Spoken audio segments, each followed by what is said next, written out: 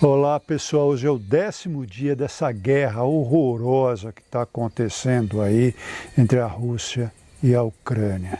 E eu fico me imaginando, de um lado, o povo russo, que sofreu tanto para juntar todo esse recurso que poderia ser utilizado em educação, em saúde, em lazer, ou seja, em qualidade da população, o líder aí, o maluco, usando todo esse dinheiro para armamentos, para matar os outros. De outro, os ucranianos sofrendo esse massacre horroroso, que a gente vê essas atrocidades em tempo real na televisão, principalmente as crianças, Então a guerra é um centro de morte. E eu fiquei procurando ali se poderia existir um lado bom. Não existe lado bom na guerra. O que existe, a gente vê o oposto, o berço de vida. E o berço de vida, até porque a gente tem o privilégio de trabalhar com vegetação, é na natureza que a vida floresce. Olha que termo bonito, que a vida acontece.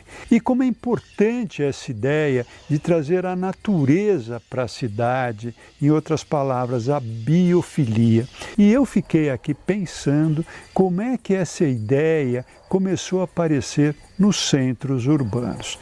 Então, agora no vídeo de hoje, eu convido vocês a fazerem um passeio comigo na história para a gente entender essa relação da cidade com o campo, do cidadão com a natureza. Vamos lá?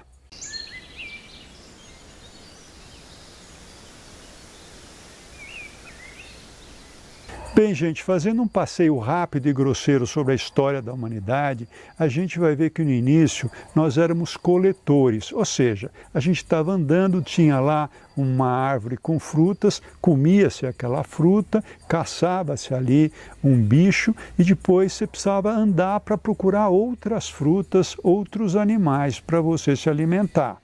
Quando se descobriu que plantando um grão, esse grão poderia se multiplicar em muitos outros, com isso era necessário que a sociedade esperasse, após o plantio, a colheita. Então, as pessoas se fixam no lugar e nós começamos a ter o que chamamos de sociedade agrícola. Bem, mas é exatamente com esse excedente de alimentos e a necessidade de troca, Um plantava arroz, o outro plantava milho, era importante que houvesse essa troca para que a alimentação fosse mais rica e assim surgem as cidades. E essa troca começa a extrapolar o nível da alimentação. Essa troca começa a ir para o nível do conhecimento. E aí começam a existir então as corporações. Os sapateiros iam aprender a fazer sapato, esse conhecimento era ali então divulgado e eles ficavam cada vez melhores nessa função. Assim como tinham também as corporações dos ferreiros que trabalhavam o metal para fazer ferramentas e também armas. A corporação dos artistas também, que a igreja precisava dessas representações, os príncipes, os reis, as pessoas abastadas queriam demonstrar toda essa riqueza. Enfim, então foi através do fenômeno urbano que começam a acontecer as escolas, essas trocas de informações, a tecnologia, até chegarmos em meados do século XVIII na Revolução Industrial. O que é isso? É quando começam a se inventar as máquinas, Então o artesanato é superado pelas máquinas. E aí começa então a existir uma classe operária. A gente vai ver, principalmente na Inglaterra, em Londres, que essas pessoas começaram a vir do campo para a cidade para trabalhar em fábricas, viviam em condições subhumanas, trabalhavam ali 20 horas por dia, sem fim de semana, sem férias, sem nada, e a cidade vai se tornando então cada vez mais poluída, cada vez mais suja, cada vez mais conturbada. E isso vai num crescente até que aproximadamente uns 100 anos depois, em Paris ali, que estava muito mal cheirosa, muito conturbada, o imperador decide abrir, modernizar Paris. Para isso foi feito então aquilo que ficou conhecido como Plano Haussmann. Haussmann era um engenheiro que vai ali então abrir grandes avenidas, vai destruir quase 20 mil prédios históricos para construir cerca de 34 mil. E nesse processo de abrir avenidas, criar pontos focais através de grandes monumentos, né? Você começa a ter a modernização das cidades através da higienização, ou seja, trazer ar puro, sol, espaço, você poder respirar na cidade que já estava ficando realmente intragável. E é exatamente em 1850, enquanto Paris começa a se transformar, que nasce lá na Inglaterra Ebenezer Howard. Quem foi esse cara? Guardem esse nome porque exatamente Howard é que vai criar a Cidade Jardins lá no futuro. Mas eu quero fazer umas ligações aí que vocês vão ver que interessante. 7 anos depois, lá em Nova York, Frederick Law Olmsted, que é considerado o pai do paisagismo moderno, aliás, não do paisagismo só, mas do planejamento paisagístico, que já é uma outra escala, ele vai começar a fazer o Central Park.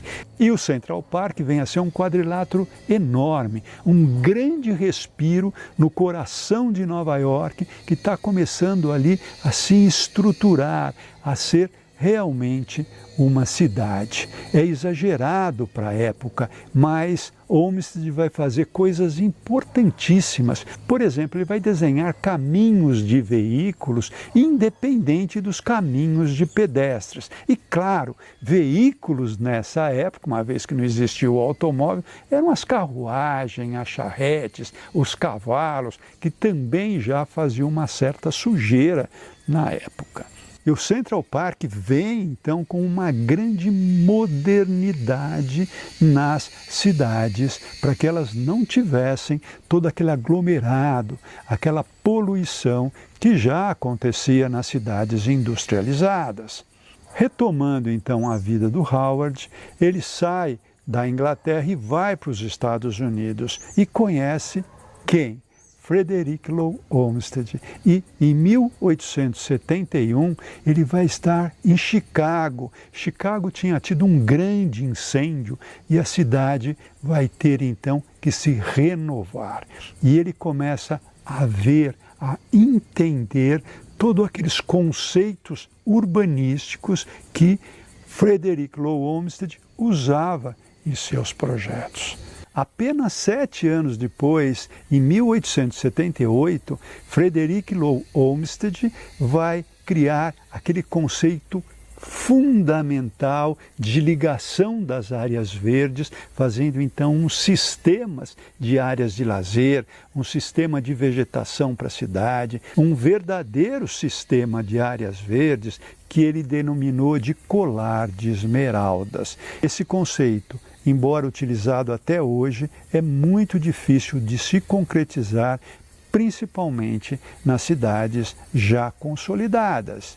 E, finalmente, no início do século XX, em 1902, Howard publica o Tratado da Cidade Jardim.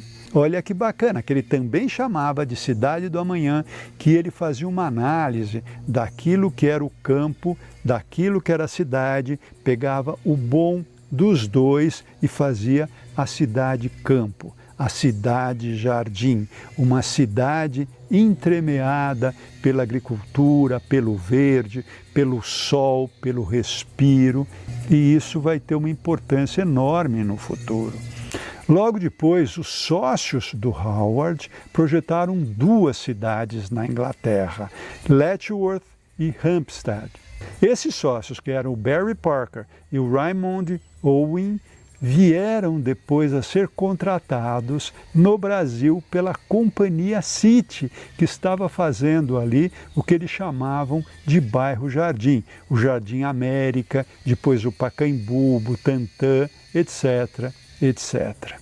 E por acaso era estagiário deles, o Jorge de Macedo Vieira. Quem é esse cara?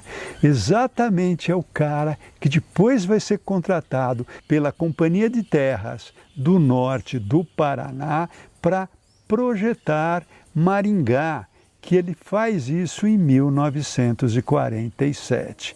Maringá, acho que é o nosso expoente daquilo que a gente possa chamar de cidade-jardim. Nós temos ali uma área concêntrica, temos avenidas muito largas, com muito verde, com parques também que acontecem ali no tecido urbano, ou seja, uma cidade modelo. E o mais incrível é que Jorge de Macedo Vieira nunca foi para Maringá. Ele faz o trabalho em cima de um levantamento topográfico, em cima de fotos, né? Considerando ali já a paisagem existente, que são os córregos, os vales, os pequenos morros, a estrada de ferro, que era já uma barreira, e projeta essa cidade sensacional que já tinha então o conceito biofílico. E por que eu acho tão importante essa ideia da biofilia? Eu tive uma experiência muito significativa recentemente, porque eu fui chamado para fazer um projeto de arquitetura paisagística lá em Buenos Aires, no Porto Madeiro, e a empresa responsável para desenvolver o projeto de arquitetura foi nada mais, nada menos do que o escritório do Norman Foster. E olha que interessante, não sei se é coincidência, o escritório de Norman Foster fica em Londres e Howard era inglês e dissipou também ali todos os seus conceitos. Nessa apresentação, eles tinham uma prancha enorme, trazendo então o conceito de biofilia. E eu perguntei para eles, por que essa história? E eles me falaram uma coisa muito forte. A gente entende que essas certificações ambientais têm o seu valor, mas nós devemos fazer mais do que isso enquanto arquitetos. Nós devemos trazer, sim, a natureza para dentro das cidades, porque aqui está a vida e isso vai gerar uma qualidade de cidadania para as pessoas muito melhor. E isso teve um impacto muito forte na minha cabeça, na minha carreira, porque isso veio simplesmente do maior e talvez do melhor escritório de arquitetura do mundo. Somando-se a enorme experiência que o escritório Foster tem, eu queria mostrar que a mesma tendência apareceu na última edição do MIPIM, que é a maior feira de novas urbanizações, novos bairros, novas cidades, que aconteceu lá em Cannes, na França, e eu tive o privilégio de representar o Brasil. Essa edição foi chamada de a Cidade Verde, porque a maioria dos países trouxe ali para mostrar urbanizações estruturadas por parques lineares e também sistemas de áreas verdes.